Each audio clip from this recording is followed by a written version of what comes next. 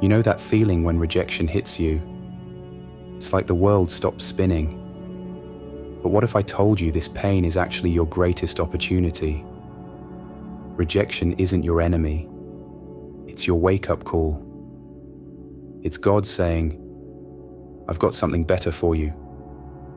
The hurt you're feeling, it's real, it's valid, but it's temporary. And on the other side of it, that's where your true strength lies.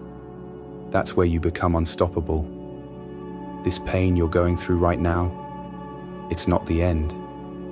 It's just the beginning of your transformation. God is preparing you for something bigger than you can imagine. Listen to me. Rejection isn't your enemy, it's your teacher. Every no you hear is shaping you for something greater. I know it hurts.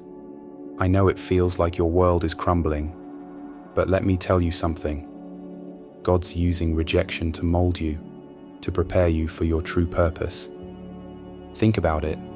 How many times have you been rejected? How many times have you felt like giving up? I bet you've lost count. But here's the truth. Those rejections were protecting you from the wrong path. God sees what you can't. He knows where you need to go. Your pain is purposeful. Rejection is your redirect, not your dead end. It's God's way of saying, not this way. I've got something better for you. When rejection hits, it feels like a punch to the gut. It knocks the wind out of you, makes you doubt everything you thought you knew about yourself. But that's exactly when you need to pay attention. That's when God is speaking loudest. You see, rejection isn't about your worth, it's about your path. It's God's way of course-correcting your life. When that job you wanted goes to someone else, when that relationship falls apart, when your dreams seem to crumble, God is showing you that there's something else, something better in store for you. But here's the catch. You've got to trust the process. You've got to believe that God's plan for you is greater than the plan you had for yourself. It's not easy. It requires faith, perseverance, and a whole lot of courage. Think about Thomas Edison. He failed thousands of times before he successfully created the light bulb. But he didn't see those failures as rejections. He saw them as lessons, each one bringing him closer to his goal. Or consider J.K. Rowling. Her Harry Potter manuscript was rejected by 12 different publishers before it was finally accepted. Imagine if she had given up after the first rejection, or the 5th, or the 10th. The world would have missed out on a story that has inspired millions. The truth is, rejection is often a blessing in disguise. It's God's way of protecting you from the wrong opportunities so you can be available for the right ones. It's His way of refining you, of making you stronger, more resilient, more prepared for the greatness He has in store for you. So the next time rejection hits, and it will, because that's part of life, I want you to do something different. Instead of asking, why me? Logically, ask what's next. Instead of seeing it as an end, see it as a beginning. Because that's exactly what it is. There's a profound reason God allows rejection in your life. It's to mold you, to shape you into something greater. And if you think your rejection is unbearable, consider the rejection Jesus faced. His story isn't just inspiring, it's a blueprint for turning pain into purpose. Jesus, the Son of God, came to earth with a divine mission. The Creator of the universe became one of us to save us. And how did we respond? With rejection. The very people He came to rescue turned their backs on Him. Think about this for a moment. How would you feel if you sacrificed everything for someone, only to have them slam the door in your face? That's the kind of rejection Jesus experienced. But He didn't let it stop Him. He used that rejection to fuel His purpose. Here's something powerful. Jesus' rejection was part of God's plan. The pain, the hurt, the betrayal. It was all woven into the fabric of salvation. God took what looked like defeat and turned it into the greatest victory in history. Jesus felt every ounce of that rejection. On the cross, he cried out, my God, why have you forsaken me?" Can you hear the anguish in those words? The Son of God, feeling abandoned not just by people but by his own Father. Yet even in that moment of ultimate rejection, Jesus chose love. He chose forgiveness. He looked at the very people crucifying him and said, "Father, forgive them, for they don't know what they're doing." That's the power of overcoming rejection. Now you might be thinking, but that's Jesus. He's God. I'm just a regular person. Listen to me. Jesus overcame rejection because he understood its purpose. He knew that his rejection was paving the way for your acceptance. Through his rejection, Jesus opened the door for you to be accepted by God. No matter how many times you've been rejected, God's arms are always open. His acceptance of you is based on what Jesus did, not on your performance or others' opinions. This means your rejection isn't the end of your story. It's the beginning of your transformation. Every time you face rejection, you have a choice. You can let it embitter you, or you can let it empower you. You can use it as an excuse to give up, or as fuel to keep going. The pain you're feeling right now, it's real, it's raw, and it's valid. Don't let anyone tell you it's just in your head or that you need to get over it. Rejection hurts. It cuts deep. Your brain can't tell the difference between rejection and physical pain. The same areas of your brain light up when you're rejected as when you stub your toe or burn your hand. It's like a bruise on your soul, tender to the touch, but destined to heal. But here's something you need to understand. This pain is temporary. It's a signal, not a sentence. Your body and mind are telling you something important, but they're not telling you to give up. They're telling you to pay attention, to learn, to grow. God's not punishing you with this pain. He's preparing you. He's forging you into something unbreakable. Think about it. When a blacksmith wants to make a sword stronger, what does he do? He puts it through the fire. He hammers it. He tests it. That's what's happening to you right now. You're in the fire, but you're not going to burn. You're going to emerge stronger, sharper, more resilient than ever before. Now I know what you're thinking. But how long will this pain last? When will it end?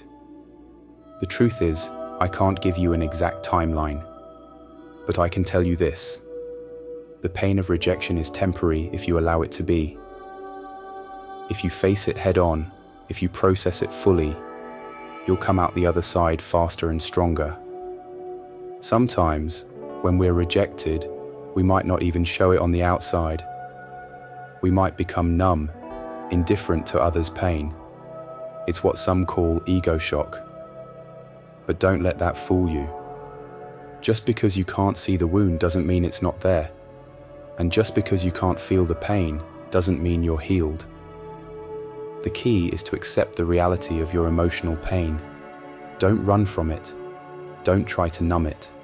Feel it, process it, and use it as fuel for your growth. Because when you do, that's when the real healing begins. That's when you start to transform. Surrounding yourself with people who affirm your worth, who remind you of who you are in God's eyes, can help you bounce back faster. These are the people who see your potential, who believe in you even when you're struggling to believe in yourself. Find these people, lean on them, let their faith in you strengthen your faith in yourself. So the next time rejection hits you like a punch to the gut, remember this. You're not being destroyed. You're being developed. You're not being punished. You're being prepared. This pain you're feeling, it's not your end. It's your beginning. God didn't design you to be broken by rejection. He designed you to break through it. You're the author of your own story. It's time to pick up that pen and start writing a new chapter. I know rejection feels like you've been knocked down, but this moment, right here, right now, is your chance to rise up stronger than ever. Every rejection you face is an opportunity to reshape your future. But I get it. When you're feeling beaten down, how do you even begin to turn things around? It starts with a shift in perspective. Rejection isn't happening to you, it's happening for you. I know that might sound crazy when you're in the middle of the pain, but hear me out. When rejection hits, ask yourself, what's God trying to show me through this? Maybe He's closing this door because He's got something even better planned for you. Something you can't even imagine right now. Your worth isn't determined by other people's opinions. You're valued, you're loved, you're accepted by the Creator of the universe. And that's a love that no rejection can ever take away from you. Now let's talk about something most people miss. Rejection often feels like self-rejection. When someone turns us down, we start to internalize that negativity. We begin to believe we're not good enough. But here's the key. Rejection isn't a final verdict on your worth. It's temporary feedback. A moment in time, not a life sentence. Use it to refine you. Every no you hear is a chance to grow, to learn, to become even better than you were before. Let me tell you something powerful. You can reframe every rejection. See it as a stepping stone. Ask yourself, what can I learn from this? What can I do differently next time? These questions turn you from a victim into a victor. Now, what if the rejection keeps coming? That's when you need to surround yourself with people who see your value. Find those who affirm your worth, who believe in you even when you're struggling to believe in yourself. These people are out there. They're waiting to support you, to lift you up. And when you connect with them, you start to rebuild that sense of belonging that rejection tried to steal from you. But here's something even more powerful. While you're seeking that support, become that support for someone else. Show kindness to others who are hurting. Reach out to those who might be feeling rejected too. Generosity is like a shield against the pain of rejection. It reminds you of your value, your power to make a difference. Your rejection story can become your testimony. It can be the chapter in your life that people point to and say, that's where everything changed. That's where they became unstoppable. The truth is, your identity is built on the fire of persistence. And that fire, it's about to reveal a power within you that you never knew existed. Are you ready to see what you're truly capable of? When rejection feels like a constant storm, that's when real champions are forged. You think the greats never faced repeated failure? Let me tell you something that'll change your whole perspective on persistence. Thomas Edison, the man who lit up our world, failed over 1,000 times before he finally created the light bulb. Each failure was a stepping stone, bringing him closer to that life-changing breakthrough. Imagine the doubt, the naysayers, the temptation to give up. But Edison's persistence burned like a forge, tempering his resolve into unbreakable steel. Now think about your own life. Those rejections you faced, they're tests of your commitment, your resolve, your faith. God isn't putting these obstacles in your path to break you. He's putting them there to make you unbreakable. When you face rejection after rejection, something incredible starts happening in your mind. You develop resilience and grit. These aren't just fancy words. They're superpowers. The ability to take a hit and get back up stronger. To look failure in the eye and say, is that all you've got? But here's the real secret. It's about bouncing forward. Every time you persist in the face of rejection, you're pushing yourself further. You're growing. You're becoming someone new, stronger, wiser, more determined than ever before. I know what you're thinking. But how do I keep going when it feels like the whole world is against me? Those moments when rejection piles up, when it feels like you can't catch a break, they're brutal. They test you to your very core. But that's exactly when you need to dig the deepest. Remember this, your ability to persist is an act of faith. When you keep pushing forward despite the no's, despite the closed doors, despite the doubters, you're showing God that you trust His plan. You're saying, I believe that you have something greater in store for me, even if I can't see it right now. And here's the beautiful thing about persistence. It changes how you see rejection. It becomes a detour sign, not a stop sign. It's not telling you to give up on your dreams. It's just showing you a different path to get there. Every no is actually pointing you towards your true yes. What if every rejection you faced was actually preparing you for something extraordinary? What if the very thing that's been pushing you down is about to become the force that propels you to heights you've never imagined? This isn't just positive thinking. This is the reality of how success works. The most successful people in the world are the ones who faced the most rejection and kept going anyway. They understood that rejection isn't a period at the end of their story. It's just a comma, a pause before the next great chapter. So here's what I want you to do. The next time you face rejection, and trust me, there will be a next time, I want you to smile.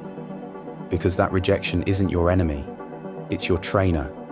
It's making you stronger, more resilient, more determined than ever before.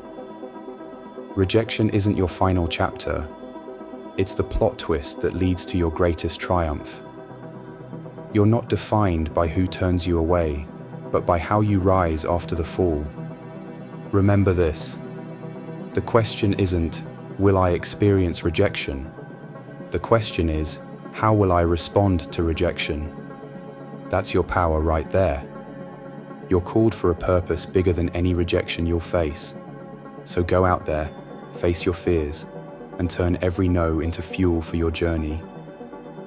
Your rejection isn't your endpoint, it's your launching pad. Now, what's your next move?